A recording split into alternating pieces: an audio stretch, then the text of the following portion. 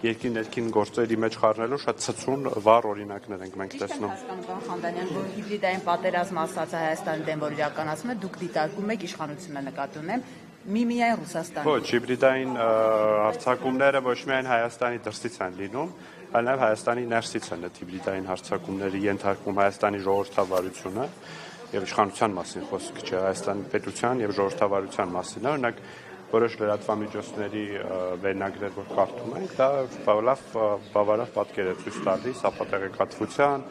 բայց հիբրիդային հարձակումները մենակ ապատեղեկատվության մասին իհարկե չէ, կիբերանվտանգության մասին են, որոշակի ֆինանսական ժամանակակից մեխանիզմների մասին են, որոնց այլ երկրներ ենթարկվել են եւ լավ կլինի, որ Հայաստանը այդ առումով դիմակայունություն ձեռք բերի։ Իսկ դուք հիշում եք Եվրամիության պաշտոնյաների Կայա Կալասի, Գերմանիայի կանցլերի, այսինքն Հայաստանի իշխանությունը իրենք ուղիղ ասում են, որ Ռուսաստանից են գալիս այդ վտանգները, դուք նրանց հետ, դուք նկատել իշխանությունը համաձայն եք։ Արգելի գործընկերներ, ռուսական պետական հեռուստաալիքների բովանդակությունը, եթե Ռուսաստանի մասին եք, հիմա խոսում, բայց ես չեմ պնդում, որ միայն Ռուսաստանից են գալիս այդ սպառնալիքները, բայց երբ որ նայում ենք ռուսական պետական հեռուստաալիքների եւ հայտնի դեմքերի մտքերը եւ արտահայտությունները Հայաստանի Հանրապետության նկատմամբ, Հայաստանում ժողովրդավարական գործընթացների նկատմամբ, այո, կարող ենք արձանագրել, որ դա եւս հիբրիդային կամ Հայաստանի ժողովրդավարության դեմ ձեռնարկված որևէ քայլ է, բայց այդպես միանշանակ եւ միակողմանի պետք չէ դիտարկել դա, դրանք այդ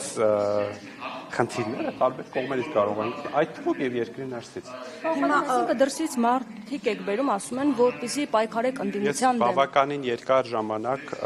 երկար նախադասություններով բացատրում էի, որ դրսից մարդիկ չեն բերում, ես ասում էի, որ Հայաստանը համագործակցում է, Հայաստանը չեմ համեմատում, ընդհանրապես չեմ համեմատում, որովհետև համեմատելի չէ, ես ընդդիմադիրները մեզ մեղադրում են, ես էլ ասում եմ, որ ավելի ցցուն օրինակներ կա, կարելի է ցցուն օրինակների մասին խոսել, իսկ Հայաստանը Եվրամիության հետ համագործակցում է ի թիվս այլ թեմաների, նաև Հայաստանի ժողովրդավարական ինստիտուտների ամրապնդման ուղղությամբ, այդ թվում եւ նմանատիպ սպառնալիքների եվրոպական գործիքակազմից օգտվելու համար։ Որևէ երկրի Ինչ են մեղադրանքները այդպես չեն։ Դեմ պայքարելու համար։ Հիմա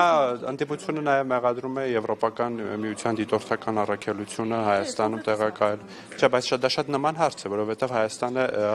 համագործակցում է Եվրոպական միության հետ, նաև այդ ուղղությամբ եւ Հայաստանում հիմա գործում է Եվրոպական միության դիտորդական առաքելությունը, արդյոք դա միջամտություն է Հայաստանի ներքին գործին։ Ես կարծում եմ ոչ, դա միջամտություն չէ։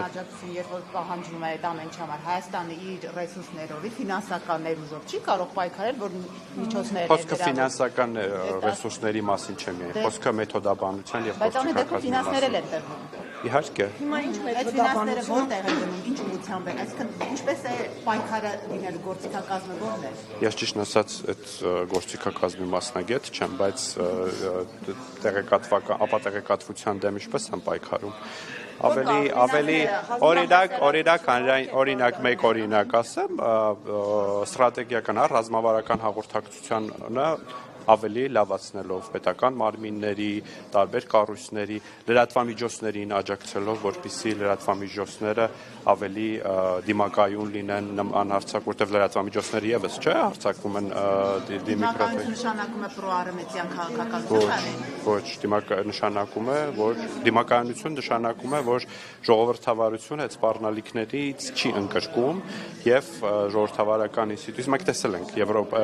նույնիսկ եվրոպական անդամ երկրներում մեջ ենք տեսել, որ այդ Ռումինիայում ընտրությունները չեղարկվեցին, որովհետև որոշակի ֆինանսական հոսքեր էին եղել, բայց դա մի օրինակ է, ես հույս ունեմ, ասել Եվրոպական միության անդամ է 2007 թվականից։ Մեզ հետաքրքրում է այդ գործիքակազմի կիրառությունը եւ արդյունավետությունը Հայաստանում։ Պարոն Խանդանյան, կներեք, այդ գումարը, որ Եվրոպայից գա ժողովրդավարությունը ուժեղացնելու եւ այլն համար, օրինակ քաղաքացիների բերանը փակելով եւ դուրս հանելով ավելի նուրբ մեթոդներ կկիրառվեն եւ կգործադրվեն, օրինակ այդ ուղղությամբ գումարը ինչպես կծախսվի։ Գումարը ես արդեն նշեցի, նախ խոսքը միայն գումարի մասին չէ, խոսքը մեթոդաբանության մասին է, համագործակցության մասին է։ Հայաստանում նախ դուրս մեթոդների մասին իհարկե մեզնից շատ երկրներ պիտի սովորեն իրավապահ համակարգի գործունեության, ես կարծում եմ, երբ որ նույն Եվրոպական միության շատ երկրներում շատ ավելի բիրտ մեթոդներ են կիրառում տարբեր իրավիճակներում,